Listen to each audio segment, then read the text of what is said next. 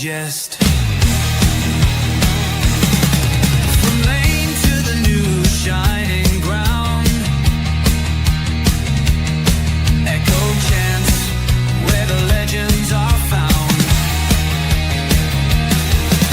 Heroes carved in the heart of time, we march on through grit and grime. Oh Tottenham, Tottenham till I die. Raise the banner, let it fly. Through the rain, through the fire, this is my club, my only desire.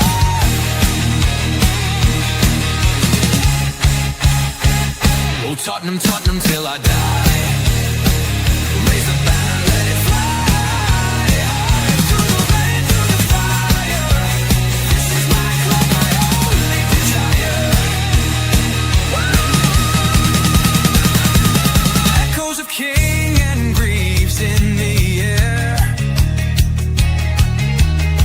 Every goal, the sound declares.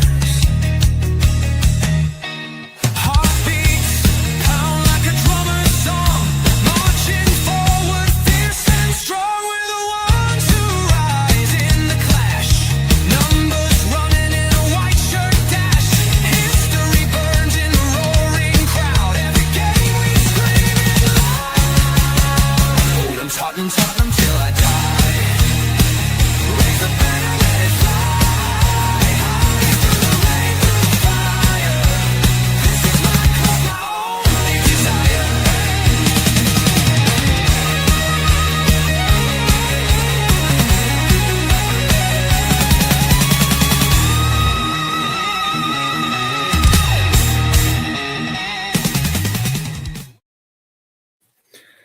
Good evening, everybody, and welcome to THFC Till We Die. I'm Big James. Next to me is our man from the United States, the one and only Steve Silver from Stateside Soccer.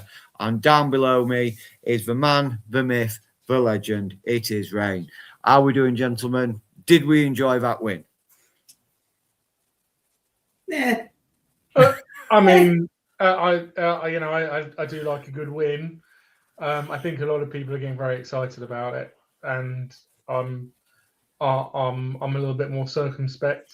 If I'm really honest, I see lots of people speculating about lots of stuff, and it's just like you just want to see some. You need more information to build a trend from. Rather than one match. I'm a little bit less emotional than Dermot. I'm usually the calm one. So Yeah. Like Rain, I'm this win was a little suspect for me too. And I don't like to be the guy that takes a giant shit on a win, because a win is a win, regardless if it's pretty or ugly. It's something that this club absolutely needed. But that being said, it's like, after the toxicity of what happened against West Ham United, this was the perfect environment to finally put a team to the sword. And especially when you see Borussia Dortmund, that's a very good team, go down a man, and all of a sudden you use that momentum to nick your second goal. And that, by the way, that space that opened up that allowed Odegaard to play that one in, it was beautiful. And then they go into the half full of momentum.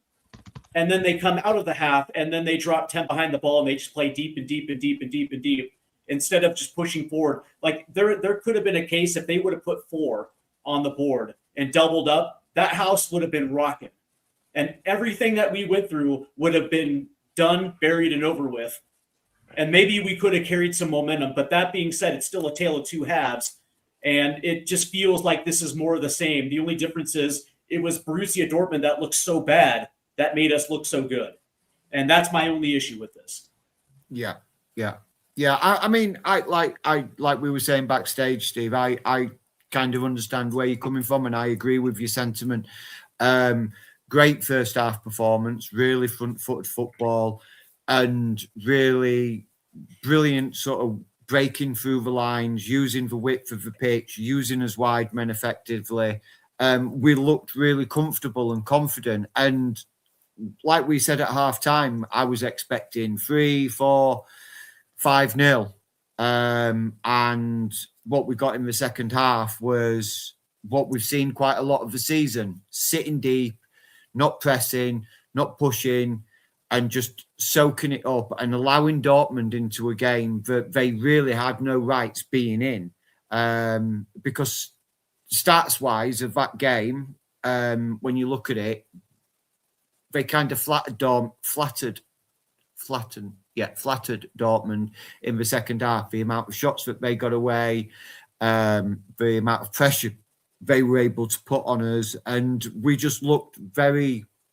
Although Romero and Danso looked solid at the back, it just gives you food for thought of, is this really a new Thomas Frank system we're looking at, or is it just we came out in that first half, all guns blazing for a Champions League match, we got the 2 goals, and then it was like, okay, boys, take your foot off the guys, take your foot off the gas, shut up shop, don't do anything rash and stupid, allow them to have the ball more, but don't do anything daft.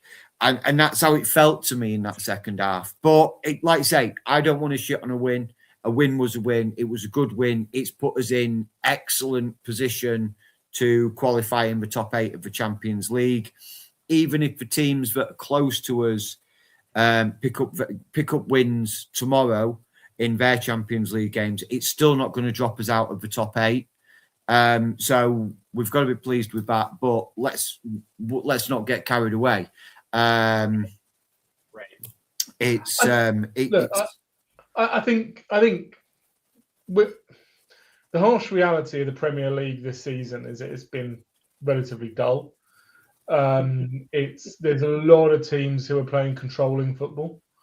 There's a lot of teams who are playing very pragmatic football. I don't think it's any surprise. I said during the watch along stream, I don't think it's any surprise that 2 of our best performances have come against teams who want to actually play against us, because that allows us to play against them. And tonight, Xavi had a great game, right? Xavi got on the ball. He did his little tricks, and they came off. And he's well capable of doing that. He's clearly a technically adept player. Why has he not been doing that before? It's because he's being closed down constantly. You saw it at the weekend. You saw it against West Ham, a lesser team, right? But they never gave him any space. When the ball, was in his area, he got muscled off it a little bit, even though he has bulked up since he joined us in the summer. So I think we do have to take into account that Dortmund came to play today, and that played straight into our hands. I don't think that. Yeah, but Ray, also think of it this way. Think of it this as well too. But once Dortmund, wait a second. I'm going to be a bit controversial. I don't think we've been playing that badly this season. I really don't. I don't think we have. I think there's plenty. We've played plenty of attacking football. We just haven't been able to put the ball in the back of the net, and we've lost because we've made so many unforced errors. Today, we didn't make unforced errors, and we put the ball in the back of the net twice. I don't think we played that differently to how we normally play. But I think. Well, hold on now. Let's just go ahead and slow our roll real quick, Rain, because man, I like you, I really do. But once Dortmund went down a man, they had to switch their entire game plan up, and they dropped deep, giving us the space, and that allowed a guy like Xavi Simons to do what he's naturally inclined to do. That being said, I would probably assume that if that didn't happen, we probably would have seen Dortmund grow into the game. Like, to me, today's game reminded me of Sunderland to a T. The only difference is that Borussia Dortmund just didn't get into the game in the second half. It's just the exact same thing without the equalizing goal. To me, that's exactly how this played, because if you remember that Sunderland game, we started off exactly the same way as we started off this game as well too.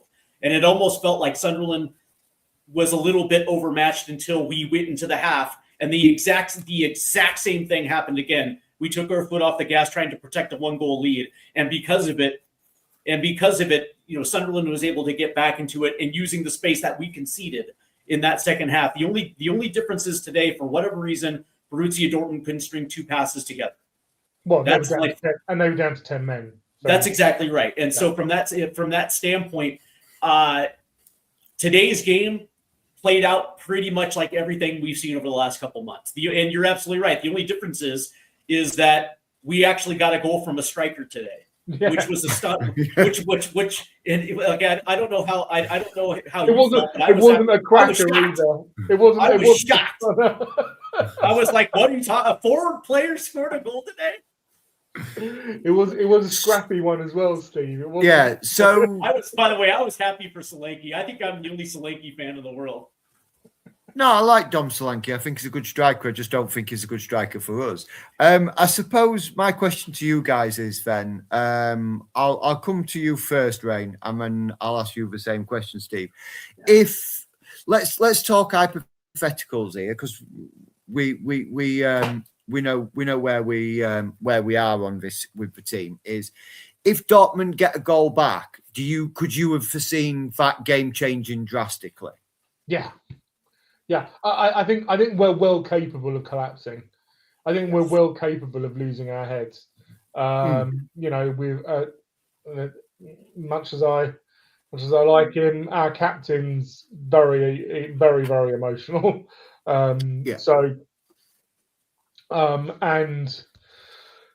I don't think Gray and Bergvall were really challenged today. They were really just allowed to do what they wanted to do, which was great because, for whatever people say about them, they're clearly two technically competent, at least gifted, maybe footballers, and it's only under pressure that they've folded in the past, that they've made mistakes. That's when you make the most mistakes, right? And today they weren't really put under pressure, so they could just do what they needed to do. I've had a look at their heat maps, and they're pretty good. They're really good and solid for the positions that they were playing. Were we positionally more adept and more disciplined? Maybe, but apart from that breakaway chance that Dortmund had in that first half, where I think we all were a bit like, what's going on here? They didn't really come anywhere near threatening us and threatening our goal, really. The Schlotterbeck header, Vicario tipped over, was probably the closest I think they came. So, Steve, same question to you then, my man. Could you have foreseen a Tottenham collapse if Dortmund had nicked a goal? 100%. As a matter of fact, I hate to be the one to say it. I was almost expecting it in the second half, somewhere in that 55 to 65 minute range. As soon as there's been just enough time to get adjusted into the second half. And then, of course, the way that we started off, I was almost kind of expecting in that 10 minutes they would probably get one back.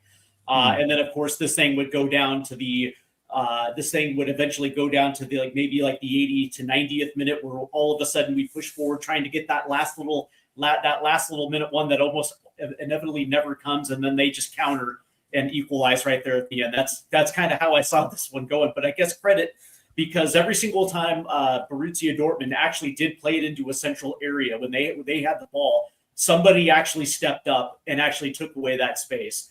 And that's the reason why Joe Bellingham was largely ineffective. And so from that standpoint, I guess you can say kudos to the defense, because we usually don't close down space.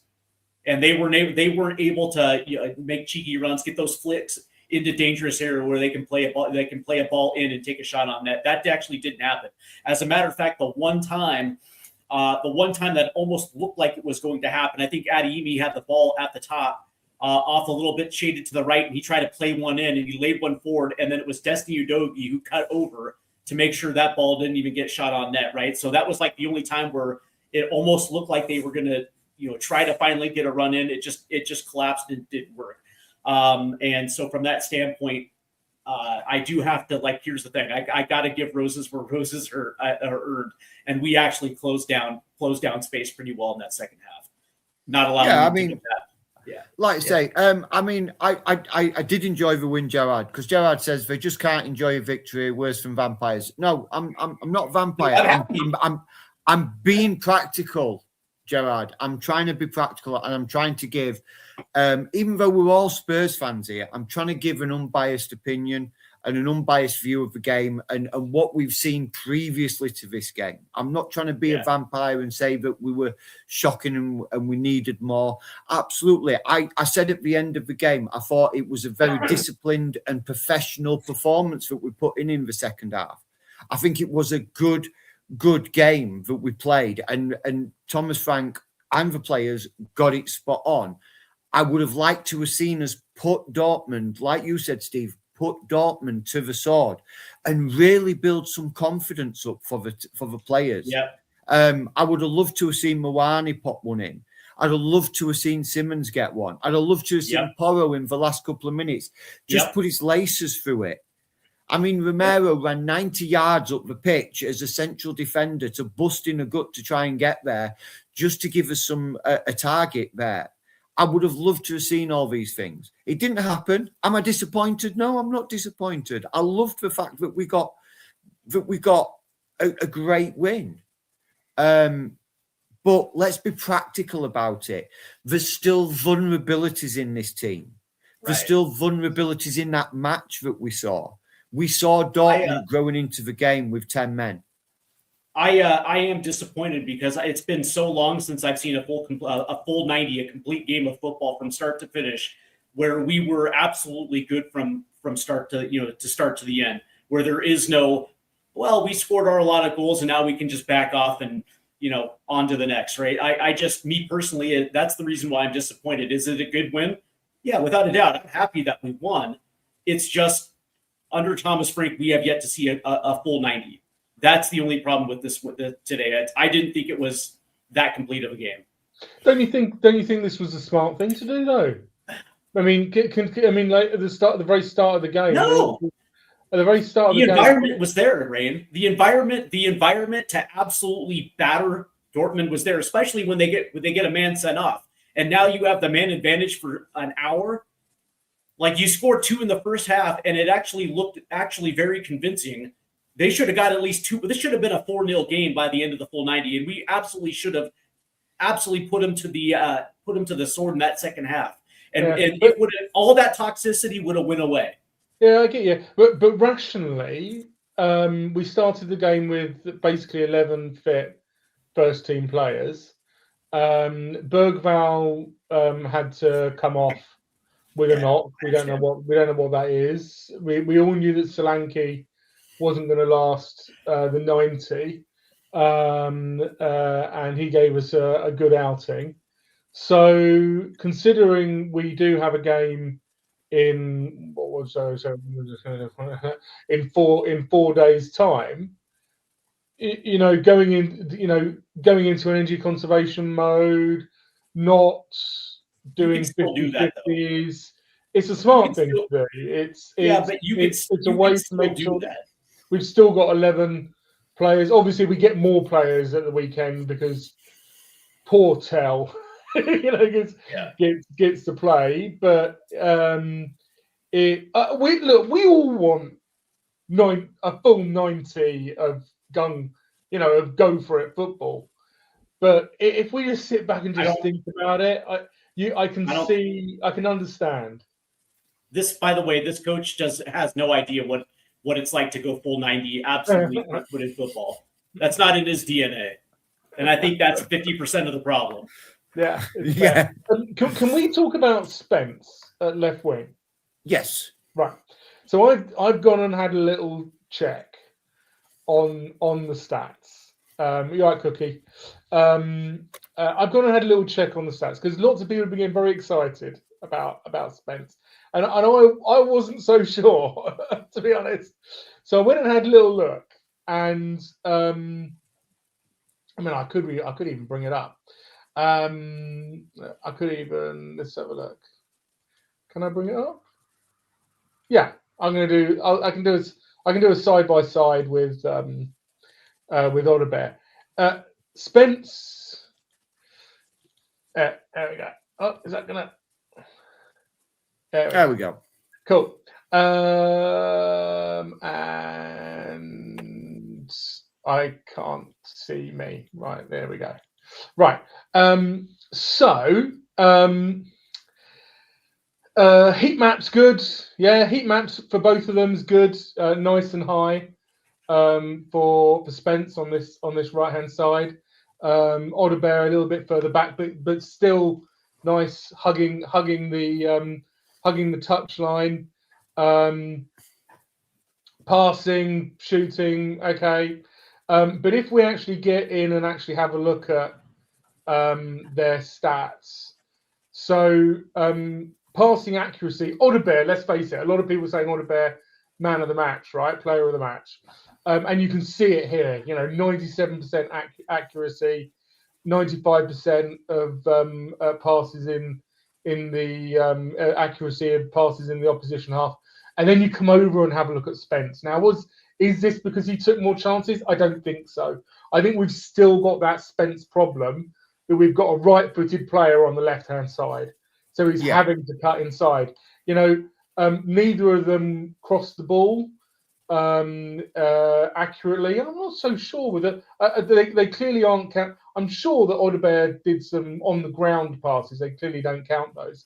And if we have a look at dribbles, for both, Odebear attempted 7, made 4. That's great. Yeah, that's fine. Obviously you want 7-7, but over a 50% hit ratio. Spence not so much, and so the 3 that he did do were closer to the penalty area, but they clearly didn't result in positive outcomes. And then this was the one that really worried me. This one at the bottom, you see, Odebear possession loss 9 times, right, from the same number, roughly the same number of touches, 53 to 58. But Spence 17, 58 touches, losing the ball 17 times. So I hear a lot of people. I hear a lot of people getting excited about Spence having a decent game on that left wing, but let's not kid ourselves. We need a left winger. Yeah, 100%. Yeah, 100%. I mean, you look at the overall rating. Yeah, that's Dermo. You look at the overall rating as well between the two players. You've got Odebear sat there on an 8.9 and Spence sat there on a 6.8. Now, if I was to give my ratings on him, I would have given Odebear probably a 9, and I would have probably given Spence a 7. So it sits at about that same sort of score in those. Yes, hello. Sorry, my dog's vying for my attention. So I mean, yeah, look, we do need a left winger. But did Spence do a job that enabled to fill in a gap where we didn't have a player available? Yeah, of course he did. Yeah. So it was a good stopgap. It's not an answer. It's not a solution, a permanent solution. It's a temporary fix, I would have said. I'm beating him up a little bit, but it wasn't awful. It wasn't terrible. It just there's been a bit of hyperbole, and I just wanted to go and check. Is my sort of gut feel, is that backed up by some stats? And I think it is really. He had a 6 or a 7, like you say, James. Yeah. That's the issue when you're playing a right-footed player. in a left-footed world right there. And that's the thing is when I saw this lineup, I was like, why didn't you just swap them?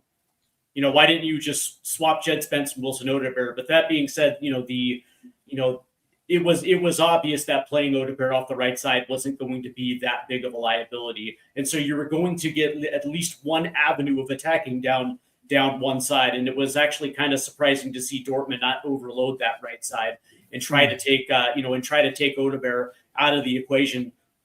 Instead, what we saw was actually brilliant football for at least 20 minutes in the first half. But that being said, I don't know. Like I looked at Jed Spence's performance tonight. I thought it was decent. That's it. Like it wasn't terrible. But that being said, there was no attacking rhythm down that left-hand side. We were literally just one-sided tonight. There was no consistency across the attacking three. Look, guys, been on for about half an hour now anyway. 25 minutes actually. We'll go for another 5 minutes if you guys are all right with it. I think Danso and Romero were pretty solid at the back. I think they did really well. And I was really impressed with Archie Gray as well in the middle. I think he did great.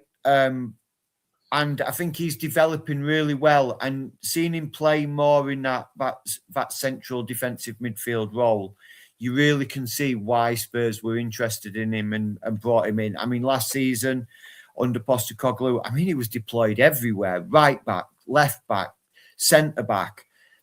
He hardly played up front. He hardly played as a DM. I mean, this season we have seen Frank play him as a number 9. 9. Sitting behind as an attacking midfielder. The game after he scored for header, it was like all of a sudden, oh right, we found a new number 9, haven't we? But look, it was I did like Danso and Romero. I think they balanced each other really well. I'd say Vicario had a good game, but he didn't really have much to do apart from the one save from Schlotterbeck. And I was impressed, and seeing Dom come back as well up top. I think it was good to see him back. Like I say, he got his goal. I mean, how it went in is beyond me, because he missed it, he hit it, it hit his other foot, and then still managed to go in. But sometimes that's for luck, innit? That's for luck that you need as a striker. Yeah.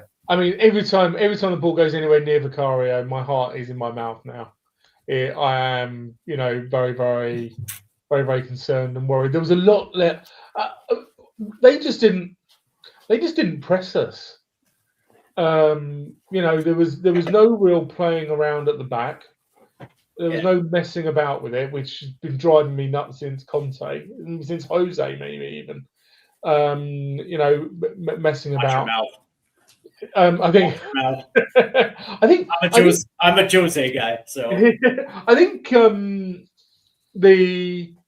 real thing that I'm taking away from this is that Dortmund didn't put us under pressure, and so we played, and so Gray got 95% pass accuracy. Is that because he had a great game, or is that because he had a bit of freedom?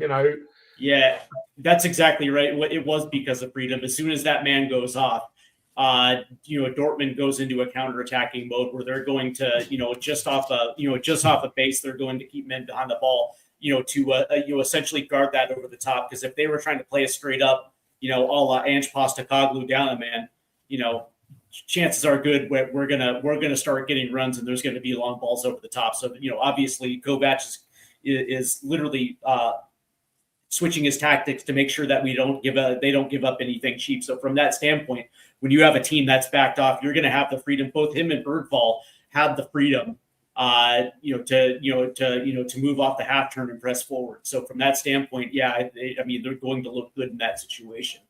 Let me ask you guys this question. I know we're kind of getting up to it. How many changes are you expecting for Burnley this weekend? Because there's going to be a lot of changes. There's going to be a lot. I would probably expect 3 or 4. You expect Van de Ven to come back in, wouldn't you? Yeah, I would say Van de Ven for Danso, I would probably go Gallagher will come in. He might come in for Gray. He might come in for Bergvall because Bergvall picked up that knock. I think we'll see Tell come in for Spence, and probably may start Mawani over Solanke and give Solanke the sort of second half against Burnley. That's where I'm thinking. I almost forgot. Mark your diaries, mark your calendars. We had a Mawani shot on target today. Oh wow, We did. Yeah, and by the way, if he's fit, he scores that goal. By the way, he'll figure out a way to chip it over the goalkeeper or something like that. Yeah, he's. I don't know what's up with him at the minute. I don't know whether it's confidence or because there is a quality striker there. You don't get picked up by Paris Saint-Germain if you're not quality. I know they loaned him out. When he plays, he's on the left. He's never really playing in his natural position. But that's when he plays. And Thomas Frank is going to use different options. And lately we've seen him coming off the bench as a striker. So at least that's something. But I got, so I got Van de Ven in back in the lineup on Saturday. I got Jed Spence at left back for Udoji in that one. Depending on the situation with Polinia, I would probably see that. I probably would assume that both Polinia and Gallagher come in into that one. And then, you're absolutely right, James. I think it's probably Randall Colomwani starting at striker with Matisse Tell back in at left wing. Yeah. I'm hoping you're not right, but I suspect you probably are. Let's not leave without, unfortunately, talking about some of the other results that have happened. Yeah. Obviously, we've had Bodo beat Bodo the farm. Are they plumbers? I can't remember. Championship. Farmers, yeah. Right? Yeah. Ski instructors, maybe. They beat Man City 3-1. Yeah. Man City look like they really are gonna tank the Premier League. Brennan. Yeah. it looks like it's your year, mate. They're absolutely having a different form. I don't like that. Here's the thing: is you might be right. They're in a dip of form, but when you bring in two new guys to your program, and it takes a second to embed it, especially considering the systems they're coming from, Crystal Palace and in Bournemouth, where they're usually playing a counter-attacking style, and now all of a sudden you're playing a very high possession game, kind of like the way that Thomas Frank wants to play. There's going to be some time to adjust, right? But what I will say is like they still have the quality to go on a run. You know what I mean? Like that's why I'll never look at Manchester City and like, they're done. It's like, just like, are they going to win the Premier League this year? No. They definitely probably not. They definitely struggle without Rodri, though. They definitely struggle without Rodri. But so other key results. Yes, unfortunately, Arsenal carried on. They are now the only unbeaten team in the Champions League. They won 3-1 at Inter. But it's Arsenal. They'll bottle it. They'll choke. It's European. They'll bottle it at some point. By the way, until Arsenal lifts the trophy in the Premier League, they're going to bottle it. Something is going to happen where they're going to bottle it. But how about Sporting? That was going to be the next one. I was actually going to put it up. I was actually going to put it up. If we can just chuck that on the, if we can just chuck my screen up. So Sporting beat PSG 2-1 at home. Yeah. But my word, there were some results tonight. So Bodo got their result at home. So and Sporting got theirs. Oh, you're just giving Copenhagen just pure me. How about Copenhagen? Copenhagen down a man. draws with Napoli 1-1. That was kind of impressive. Olympiacos beating Leverkusen as well. I think that's a good result for Olympiacos. Leverkusen has just fallen off. Madrid really Monaco 6-1. There were some real results tonight, and it is this showing us the strength of the German league? I mean, because I don't really know. I mean, we were all worried about Dortmund, right? Because they're second or third, correct, and second in the German Bundesliga. And yet today they didn't really show up. And nope. You know what's interesting though is for a spell when Leverkusen was under the control of Xabi Alonso, and he's the type of dude that has to have total control. There's an expectation of performance to get into his starting 11, and because of that, those players fed off of it, and they were able to essentially become invincible for a season. And that was actually that little 2-year window. That was actually real rivals for a team like Bayern Munich. But outside of that, like when you actually look at Bayern Munich pound for pound, position by position, with guys like Dortmund and Bayer Leverkusen, you can see that again. There's just a massive gap between the top and the rest of that top flight.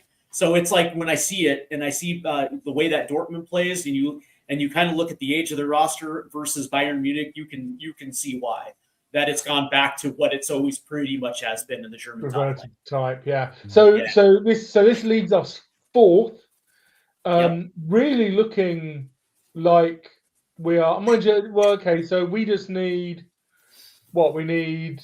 We still need to win his last game. Yeah, against Frankfurt to guarantee ourselves getting through in the top 8. We need to beat Frankfurt. And Frankfurt have been struggling in this season's Champions League. I mean, they're down in 33rd.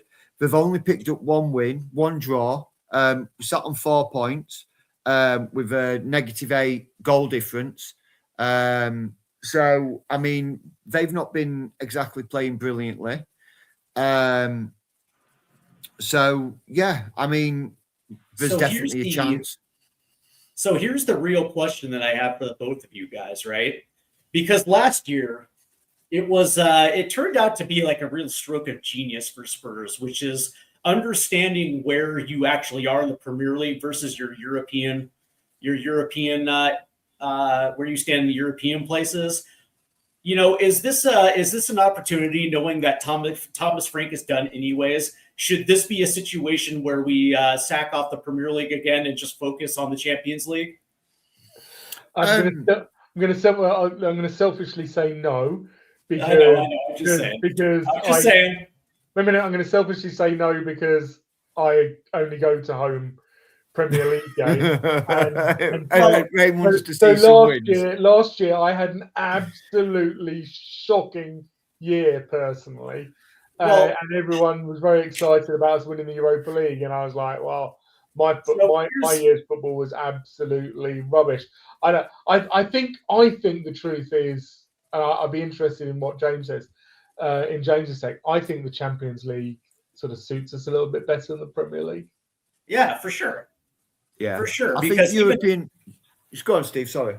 Oh, it's my bad. I apologize. I just got really involved in the conversation. Go ahead, James. I'm sorry, my guy. No, I was just saying, I think the way European football is at the moment, certainly like continental European football, the main continents, your Germany's, your Spanish teams, your Portuguese teams, and your sort of Italian teams, the Premier League is one of the most physical leagues in the world. There's no other league like it. It's high tempo, fast paced, physical games.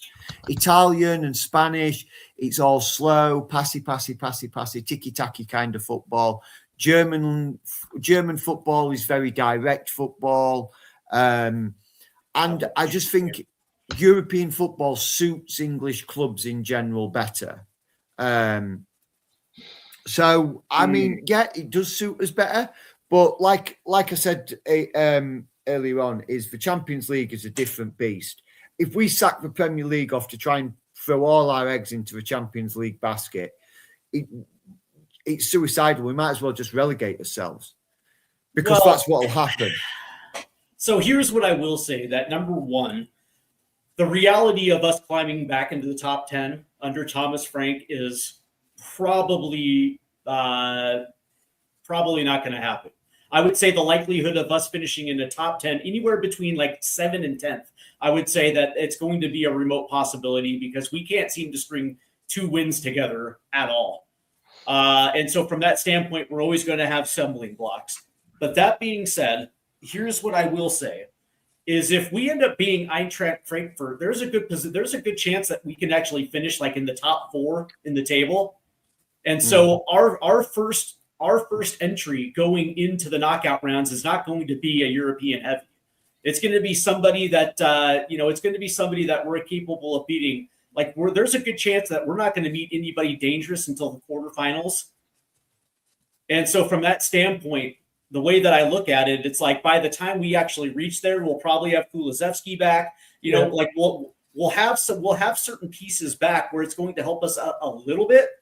And I'm certainly not saying that Spurs are capable of winning the Champions League, but here's the thing: we saw this last year how much European play mattered to this squad, and the difference in play between European play and the Premier League was night and day. Like you could tell that this team really wanted to compete in European play.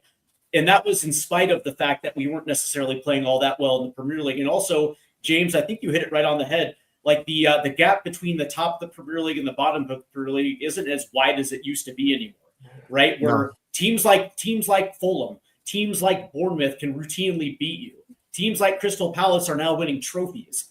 And so from that standpoint, it's like we just got beat by West Ham, a team that has absolutely nothing to lose, and it shows you just exactly how good the Premier League has kind of gotten over the last 10 years, to a point where it's like, I would probably assume that Ange Postecoglou knew his days were numbered in January of last year, and so that was something that was a conscious decision that he made, understanding that even if he goes out, he's going out with a trophy. Yeah. And I just feel like if Thomas Frank is in that position where he kind of understands and sees the writing on the wall, and maybe his bosses are, maybe his bosses won't tell him it to his face, but you can read it. You can read the writing on the wall. You can feel it in the air. Why not just go for it? You have nothing to lose. You're not going to win the Premier League. Yeah. So my biggest concern is that these players clearly have these players have a certain they're bought into a way of thinking. Yeah, you can see that there's carryover from last season in terms of us against them. The fans should be doing X, Y, and Z, and that's definitely a carryover from last season. Supported a little bit by Frank, but still very much a continuation. And how much is there going to be a continuation on? I'm going to go to 80% on a weekend because we've got a Champions League game, and that's very dangerous. I'm sure you both agree because with the Europa League, we actually had a chance of winning it. With the Champions League, let's just say the chance is less. I mean, at the start of the season. Yeah, I mean, at the start of the season, I said if we could get through the round of 16, I would have then said that was a successful champion. If we got through the round of 16, we got to the quarterfinals and we knocked out, I would have considered that a successful Champions League return for us. And that's me trying to be realistic. If we could have got to the quarterfinals, I would see, that we had a good run. We've earned some good money from it. Let's reinvest that into the team. So, but The shame is that it doesn't look like we're going to have European football next year. So Yes. how are they gonna attract those players? I'm sure as we're winding up to sign off, I know that Dermot's got some transfer streams coming up with his his insight and his usual verve in the way that he delivers it. But I think as Spurs fans, we can all be brutally disappointed that in a window where we desperately needed some players to come in and support this team, We've had one. We've got one. Mm. Yeah. Shocking, I mean, really, what we what 2 weeks away from the window closing? Yep. Give or take a day. And our one signing is Conor Gallagher. The Sousa deal is still going ahead. I am in the know on that one. The Sousa deal is going ahead. We had £150 million to spend this January. That's what we were told. There is £150 million. We sold Brennan Johnson for 35. We then bought Conor Gallagher for 34.6 or whatever it was, and we've signed Sousa for 13. I heard we made a 45 million euro offer for Akalush, and apparently we're going to go back in for 50 plus add-ons. Yeah. The 45 was quite categorically turned down. And it's mental to see that we are we're not trying to strengthen the squad. The squad is so depleted. I mean, we had 5 under-75 youth team players on the bench tonight. If that is not screaming the squad's depleted, I don't know what is. I think effectively we've still got the same problem that we had in the summer, which is that they need to get rid of players to get players in, and that's not a finance thing. That's the real scarce resource, which is squad places. So it's the glaring thing there is is not obviously in the squad because we're in this weird position where we're bloated, but we haven't got any players. It's weird, but it's true, right? It's the English players, isn't it? Because we've got so few English players. It reduces our homegrown. Homegrown players. Yeah. So because we've got so few homegrown players, it reduces our squad size for what we can play or what we can name in our European squads. So it's I agree. We have a big squad, but the big squad isn't big when you look at it. We're being linked to all these European footballers, and really we should be looking at more homegrown players. So which is why Lookman would have been absolutely perfect because he's a homegrown player. It's absolutely spot on. And in the summer, why quite a few people were saying just go and get Walker Peters, and he can play left back, right back, and he's effectively, in my view, free because he's academy trained, so he's even more valuable than homegrown because we've got have we got any academy trained player? I don't think we've got any academy trained players. No, not a minute. With Mikey Moore being up in Scotland, he kind of takes all the academy trained players out of the equation. Right, boys, we've been running for 50 minutes. It was only supposed to be half an hour, so I'm going to wrap it up for tonight. Steve, it's been a pleasure. Where can people find you, sir? Actually, in a multitude of areas. You can find me on X at Stateside Footy. You can find me on TikTok at Stateside Footy, but mostly you can find me on YouTube at Stateside Footy 27. Tonight we're recapping the weekend that was for U.S. men's national team players in Europe. And of course, this week we will be continuing our Spurs coverage leading up to the match against Burnley. So there's plenty to go around as we're getting really close to 400 subs. So make sure you head over there and hit the like and subscribe button. Thanks very much, buddy. And Rain, where can people find you, sir? Here. Man, a few words. I love it. Yeah, Rain is obviously one of our like special guests. He comes on, he gives his insight best he can. Obviously, myself, you can find me at THFC James on X, or you can usually pick me up on here when I decide to show my ugly mug if I'm not too busy putting bad people behind doors. Enough said on that one. I'm a prison officer, Ray. I'm a prison officer. There's the link right there in the chat. Right there. Oh, superb. Cheers, Steve. Thank you very much. So, guys, thank you very much for joining me on our Champions League match reaction. Thank you very much for joining us in the chat, guys. We very much appreciate it. Please hit the like and subscribe button. We need as many likes and subscribes as you can. Tomorrow night, Dermo will be back with the player rating show. That will be at 4, and then a full post-match show at 8. So, guys, please stay tuned for that one. It's been a pleasure. Come on, you Spurs, in the big cockerel we trust. Eyes on the prize.